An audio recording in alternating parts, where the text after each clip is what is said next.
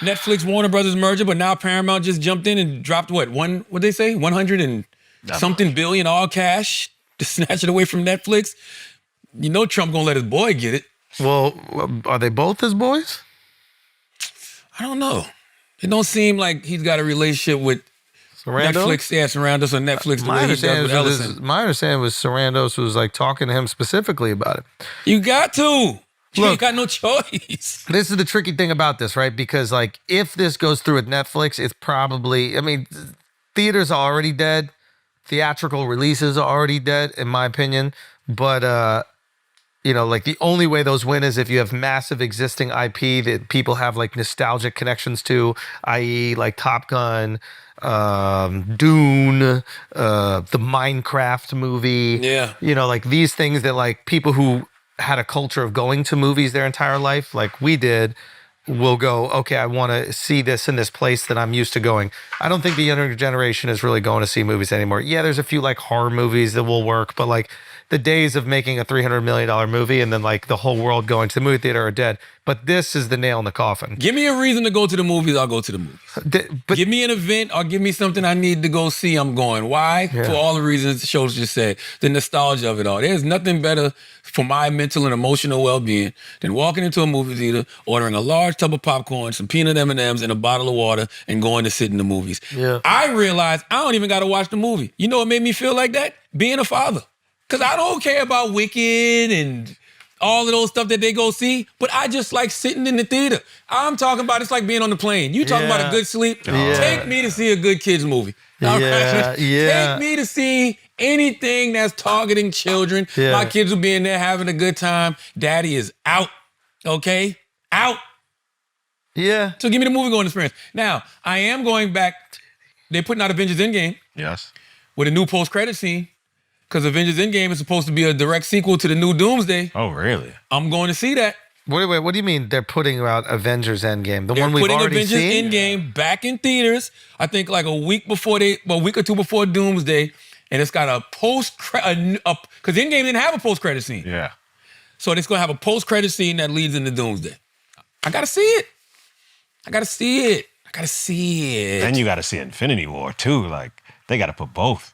I love I don't Avengers wanna- you can't Endgame. come- Man, it's so I good. love It's so that good, movie, bro. man. It is so good. There's only one corny moment in Endgame, bro. It was when all the girls When come all the out. girls were. And it I has know. nothing to do with sexism. It just has to do with Marvel didn't develop none of their women characters well enough. But also, why would the girls come out together? Like, once you all got superpowers, you're no longer a girl. Captain Marvel didn't even need all of them. Yeah. You know what I'm saying? yeah. Captain Marvel could have ran through that whole shit by herself. They was like, yeah, we got her back. Like, you don't even have no powers. Yeah. Like, sit down. You know what I'm saying? You got a gun. Yeah. You know what I mean? Like, cut it out. But yes, I will be there. But give me an experience and I'm going to watch.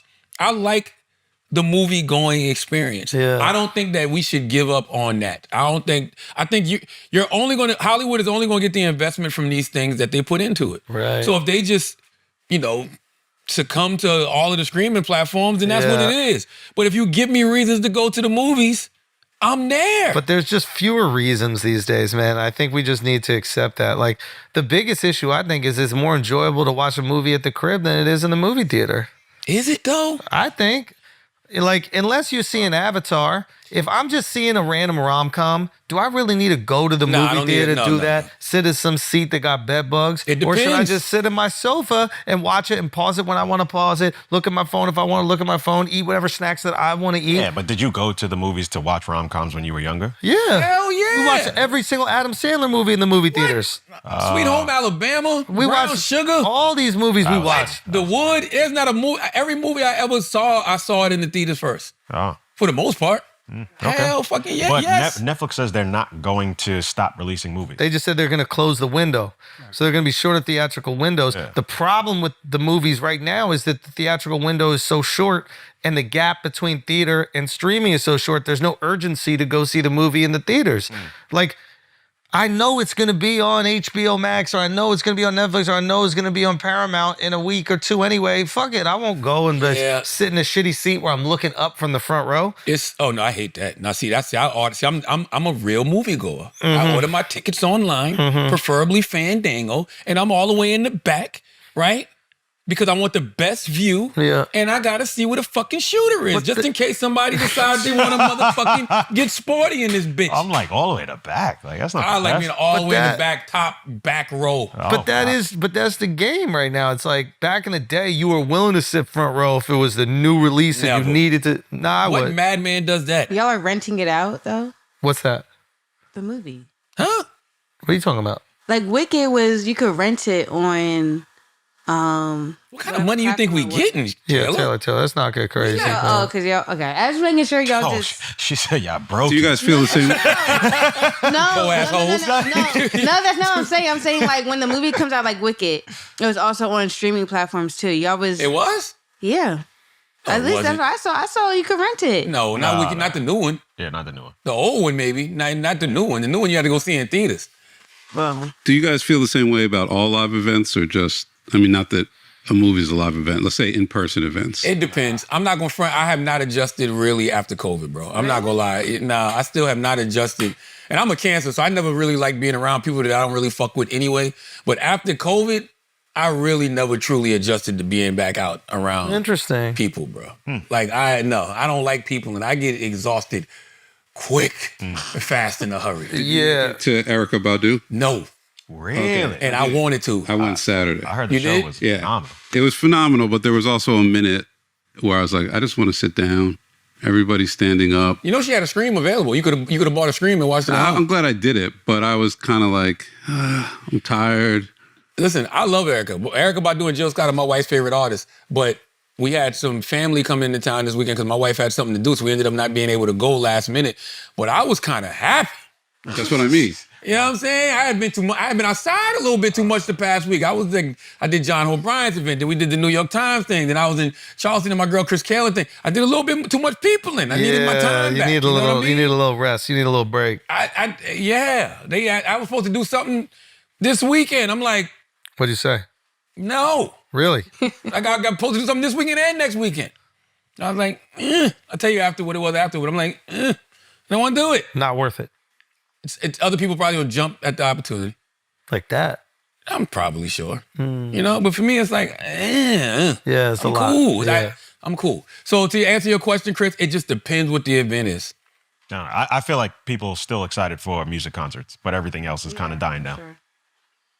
I think Music concerts even- a little different. I think even music, man. I think what happened is that people were locked in during COVID. They got really excited to go out. They went out to see everything.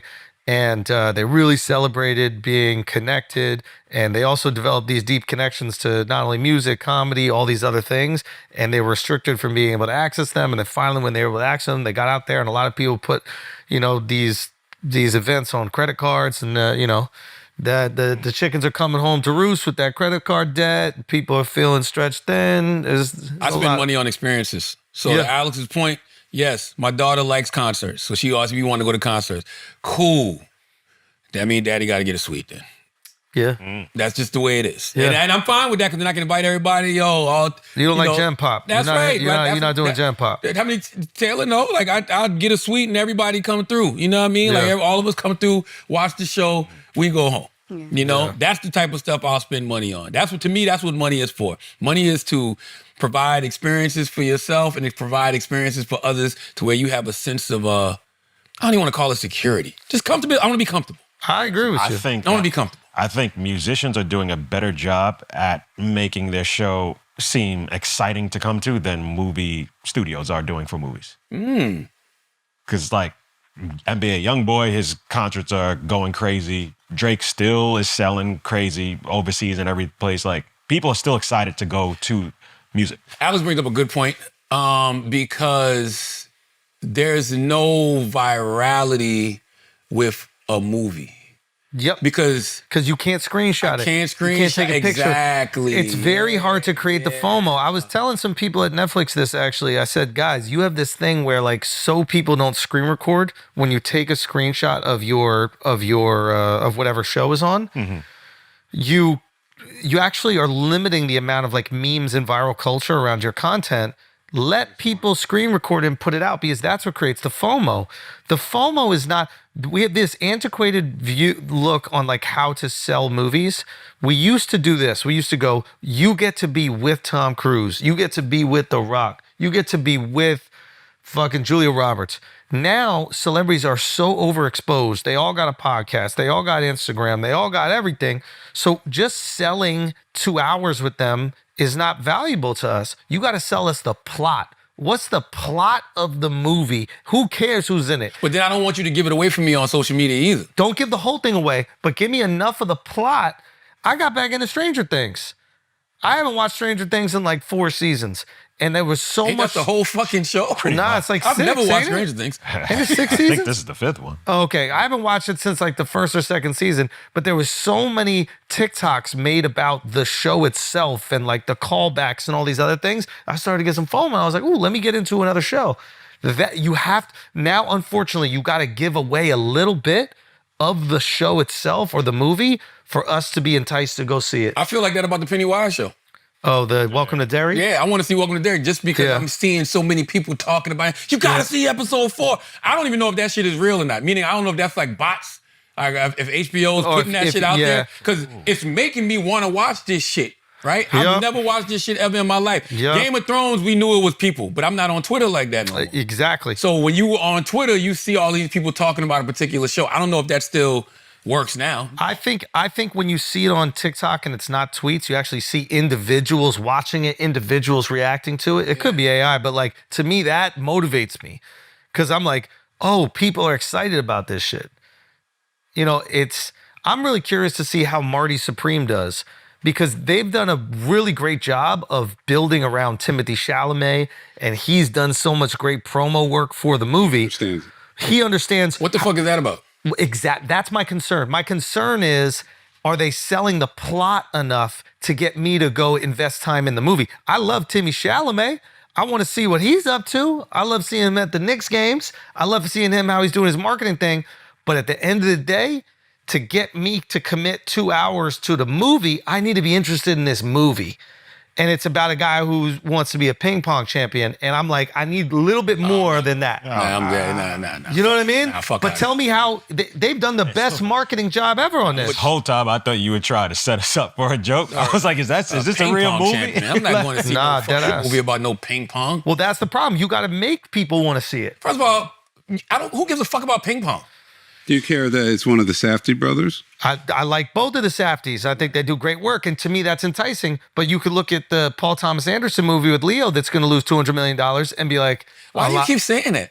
Because to me, that was the death of movies. No, but That you was said the no. moment in history. No, I saw a clip that you said that on the New York Times thing. I didn't know what, but I saw it on. I went to go look it up. It didn't lose $200 million. No, it lost more. No, it didn't. Yeah, The budget was like 175, 150. and it made over 200 globally. So the budget is 150, right? So it had to break even. I think they said they had to. No, yeah. I think it was 140, 150 was the budget. The marketing budget with it was like another 50 or 75. No, more. Look it up.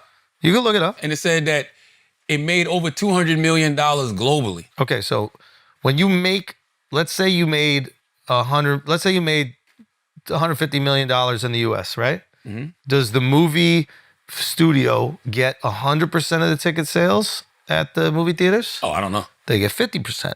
So if you make $150 million in America, you get 75 million of that to you, right? So when a movie does 200 million, obviously the studio don't get 200 million. They get half of that. When you put your movie in China, you get 25% of what it does in China. Oh, wow. So yes, what they do is they pre-sell distribution rights to different markets so that they have a little cushion, right? They'll be like, here, we got 30 million from Italy and they're just going to distribute here in Italy. We got 10 million from the UK. They're going to do it there. And that's how you offset some of the cost. But that movie will lose a significant amount of Yeah, money. he hasn't broke. They're not. I don't think they're going to break even. No, they're not But he even didn't come lose close. 200, is what I'm saying. No, because you also have to understand, usually, and this could be different, but usually with an antiquated marketing system that they have for movies, whatever they spend on the movie, they spend in marketing. So if you spend 150 on the movie, you're spending 150 in marketing. So now you're 300 in the hole. In order to make 300 back, you got to make 600 in America. Is it Right? that much? Yeah, because you're only getting 50%. Oh, wow. I didn't know that. Now, granted, they're going to sell streaming rights. They're going to sell it to Delta. Oh, it's so out it now. plays. It's on streaming now. That's why I watched It's it. already streaming. Yeah, I didn't it's even go to the already theater. streaming. Why would we even go see it? Okay, so they said the film's production budget was reported at $130 million. Box office grosses so far $70 million domestic, So 130 $35 million at home. 132 million international for a worldwide total around 203, 204 million. Industry reporting and trade analysis estimated the film needs somewhere between 300 and 350 worldwide to break even. Once you account for production, marketing, and the fact that studios don't keep 100% of box office revenue, some sources suggest a theatrical loss of roughly 100 million under current box office tally, typical cost structure. Up, more than that. Even with a strong Maybe they're global just growth. counting for other things to make Probably. Still, to lose 100 Doesn't million matter. is You fucking can't crazy. lose $100 million on a Leo movie. It hasn't broke even. with Paul Thomas Anderson. You can't do it. To me, that was the death of non-existing IP cinema. That's the death. Now, if this was a movie starring Leonardo DiCaprio and it was the new Batman movie, or if it was the new Spider-Man movie, that's going to make money. It's baked into our. Those are good examples too, though, because some of those have lost a lot of money. Well, when you think about the Captain Marvels of the world, all the new Marvel that we don't give a Yeah. fuck about isn't going to work. It's got to be characters we care about. Do you think potentially you're just like prisoner of the moment? Because I feel like this always happens, and then all of a sudden, everything, everywhere, all at once pops up, and then they're like, "Oh, movies are back." I would say that that's the exception to the rule. And I would say that budget was so small that it could be profitable. The problem with movies right now is that they cost so much to make that there's no way you can make that money back without a huge theatrical release. yeah, man. If you can get movies down to like $20 to $40 million budgets, you can make money. But at that point, 20 to 40 million, just put it out on streaming because the streamers would love to spend only 20 or 40 million dollars. They'll give you that. It says You know, like- on a global scale, the film industry is recovering. They said they projected to reach 34 billion this year in 2025. It's over, dogs. It's over. You know, Over the strong Drew word. with his when he makes It's a over. claim. It's over, and then the my dude. opposite happens. so, What? so movies are Yeah. about to have the best resurgence ever. Yeah, I ain't gonna say, I don't know. We'll see.